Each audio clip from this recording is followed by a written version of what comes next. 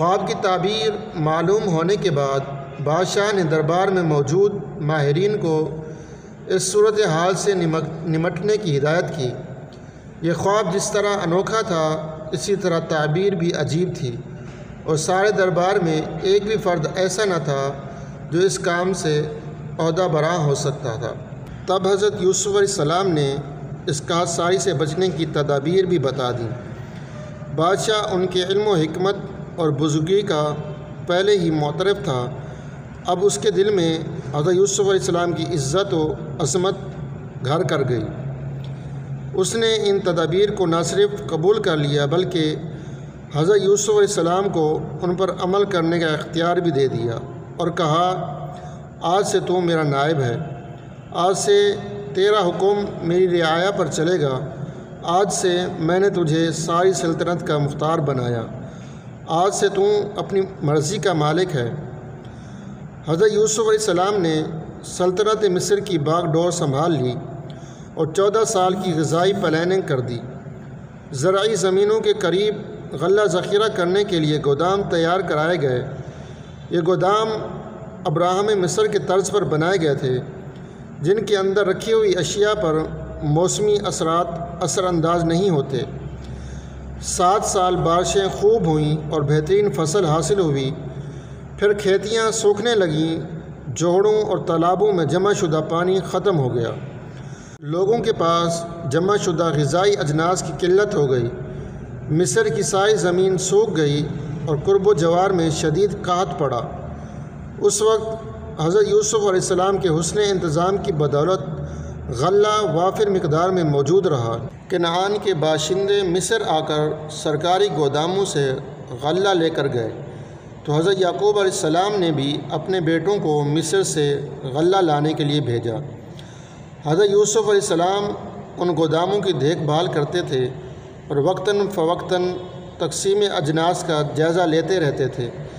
ایک بار جائزہ لینے پہنچے تو ایک جیسے لباس اور ایک جیسی شکل و صورت کے حامل 10 کنعانیوں کو قطار میں انتظار کرتے دیکھا۔ حضرت یوسف علیہ السلام نے ان کو پہچان لیا۔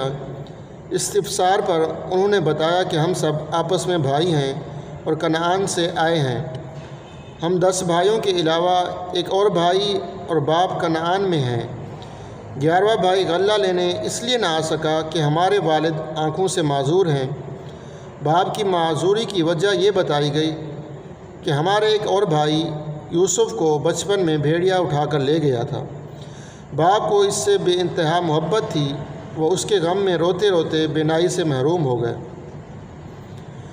حضرت یوسف علیہ السلام کو یہ سن کر صدمہ پہنچا کہ ان کے باپ ان کی جدائی میں اپنی بینائی کھو چکے ہیں، ساتھ ہی اپنے چھوٹے بھائی کی فکر بھی لاحق تھی۔ آپ نے اپنے بھائیوں سے کہا، تم لوگ کنعان سے آئے ہو، ممکن ہے تمہیں یہاں کے قانون کا علم نہ ہو۔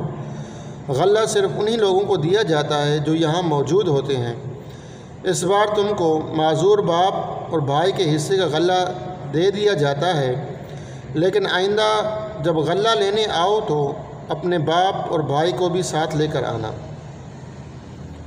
بھائیوں نے کہا کہ ہمارے والد تو بیٹے کے غم میں گوشہ نشین ہو گئے ہیں، دوسرے یہ کہ وہ آنکھوں سے بھی معذور ہیں، ان کے لیے ہم معذرت خواہ ہیں۔ چھوٹا بھائی باپ کی خدمت میں لگا رہتا ہے اور وہ بھی اسے خود سے دور کرنا گوارا نہیں کرتے۔ حضرت یوسف علیہ السلام نے باپ کی معذوری کا عذر قبول کر لیا، لیکن بھائی کے نہ آنے کی وجہ کو قبول نہ کیا اور کہا کہ تمہارے بھائی کو اپنے حصے کا غلہ لینے یہاں آنا پڑے گا، اگر وہ نہیں آیا تو تم لوگوں کو بھی غلہ نہیں دیا جائے گا۔ مصر سے واپسی پر تمام بھائی اپنے نابینا باپ کے پاس پہنچے اور انہیں والی مصر کے حکم سے آگاہ کیا۔ حضرت یعقوب علیہ السلام نے ان کی بات سن کر کہا، کیا تم پر اس طرح اعتماد کروں جس طرح اس کے بھائی یوسف کے معاملے میں کر چکا ہوں؟ یوسف علیہ السلام کی جدائی کے بعد حضرت یعقوب علیہ السلام کے دل کا سکون بن یامین تھا۔ آنکھوں کی روشنی سے محروم ہونے کے بعد بن یامین ہی باپ کی ضرورت کا خیال رکھتا تھا۔ حضرت یوسف علیہ السلام کے ستیلے بھائی باپ کا جواب سن کر شرمندہ ہوئے اور بڑے بھائی نے نہایت عاجزی سے کہا، آپ کو ہم پر اعتماد نہیں رہا، لیکن ہم مجبور ہیں۔ اگر آپ نے بنیامین کو ہمارے ساتھ نہیں بھیجا تو کسی کو بھی غلہ نہیں ملے گا۔ حضرت یعقوب علیہ السلام نے اپنے بیٹوں سے اس بات کا وعدہ لیا کہ وہ بنیامین کو صحیح سلامت باپ کے پاس لے آئیں گے۔ دوسری مرتبہ برادران یوسف کا قافلہ جب مصر کو روانہ ہونے لگا تو حضرت یعقوب علیہ السلام نے بیٹوں کو نصیحت کی، دیکھو ایک ساتھ جتھا بنا کر شہر میں داخل نہ ہونا، بلکہ مختلف دروازوں سے ایک ایک دو دو داخل ہونا۔ حضرت یعقوب علیہ السلام کی بیٹوں کو یہ نصیحت اس وجہ سے تھی کہ جب وہ پہلی بار مصر داخل ہوئے تھے تو جاسوسی کے الزام میں گرفتار کر لیے گئے تھے، اور بعد ازاں الزام ثابت نہ ہونے کی وجہ سے ان کو رہا کر دیا گیا۔ حضرت یوسف علیہ السلام جانتے تھے کہ ان کے بھائی جو غلہ لے گئے ہیں وہ زیادہ دن نہیں چلے گا۔ انہوں نے اندازہ لگا لیا تھا کہ اتنی مدت کے بعد بھائیوں کو دوبارہ غلہ لینے کے لیے آنا چاہیے۔ بھائی کے انتظار میں وہ شہر کے باہر چکر بھی لگایا کرتے تھے۔ بالآخر برادران یوسف پہنچ گئے اور باپ کی نصیحت کے مطابق الگ الگ دروازوں سے داخل ہوئے اور پھر ایک جگہ جمع ہو گئے۔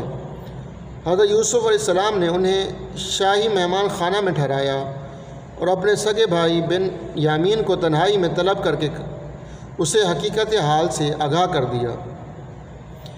باپ کی خیر خبر معلوم کی، اپنی ساری روداد سنائی، باپ سے جدائی سے لے کر اب تک کا سارا قصہ بھائی کو سنایا اور تاکید کی کہ دوسرے بھائیوں پر اس راز کو اشکار نہ کیا جائے کہ میں ہی ان کا وہ بھائی ہوں جس کو اپنی دانست میں وہ ختم کر چکے ہیں۔ اب کی بار حضرت یوسف علیہ السلام نے تمام بھائیوں کو پہلے سے زیادہ غلہ دیا اور اپنے بھائی بن یامین کو اپنے پاس رکھنے کی یہ ترکیب کی کہ غلہ ناپنے کا شاہی پیالہ ان کے سامان میں رکھ دیا۔ کنعانی جوانوں کا یہ قافلہ ابھی روانہ ہی ہوا تھا کہ چاندی سے بنے شاہی پیمانے کی تلاش شروع ہو گئی۔ جب پیمانہ نہ ملا تو قافلے والوں پر چوری کا شبہ ظاہر کیا گیا، کیونکہ صرف اس قافلہ کو تقسیم کیا گیا تھا۔ قافلہ رکوایا گیا۔ برادران یوسف نے احتجاج کیا کہ چوری کا الزام بے بنیاد ہے۔ بحث و تمحیص کے بعد یہ طے پایا کہ قافلے والے واپس چل کر تلاشی دیں گے۔ اگر الزام ثابت نہ ہوا تو انہیں اس غلط شبہ کے نتیجے میں پہنچنے والی تکلیف کے بدلے میں مزید غلہ دیا جائے گا، اور اگر الزام ثابت ہوا تو مجرم کو قانون کے مطابق سزا دی جائے گی، اور قانون میں اس کی سزا یہ تھی کہ مجرم کو اس شخص کے حوالے کر دیتے تھے جس کی چیز چوری ہوتی تھی۔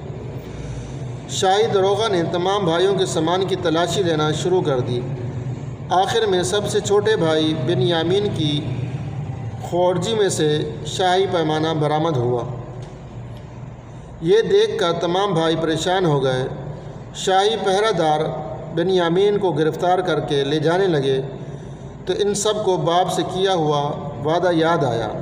انہوں نے داروغہ کی منت سماجت شروع کر دی کہ بن یامین کو چھوڑ دیا جائے اور اس کی جگہ جس بھائی کو چاہیں وہ گرفتار کر لیں۔ معاملہ حضرت یوسف علیہ السلام والی مصر کے سامنے پیش ہوا۔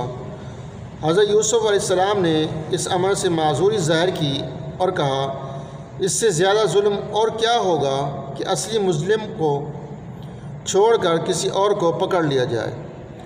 ناکام و نامراد برادران یوسف وطن واپس جانے لگے، لیکن اس سفر میں ان کا بڑا بھائی ان کے ساتھ نہیں گیا، کیونکہ اس نے خاص طور پر بن یامین کی بحفاظت واپسی کا ذمہ اپنے سر لیا تھا، اور باری ندامت سے باپ کا سامنا کرنے کی ہمت اس کے اندر موجود نہ تھی۔ وہ شہر مصر کے باہر ہی رہ گیا تھا۔ باقی بھائیوں نے کنعان پہنچ کر اپنے باپ کو صورتحال سے آگاہ کیا تو حضرت یعقوب علیہ السلام نے فرط غم سے ایک آہ کھینچی اور غمزدہ آواز سے بولے کہ میں جانتا ہوں کہ بات یہ نہیں ہے کہ تم جو کچھ کہتے ہو مان لیتا ہوں، اب سوائے صبر کے اور کر بھی کیا سکتا ہوں۔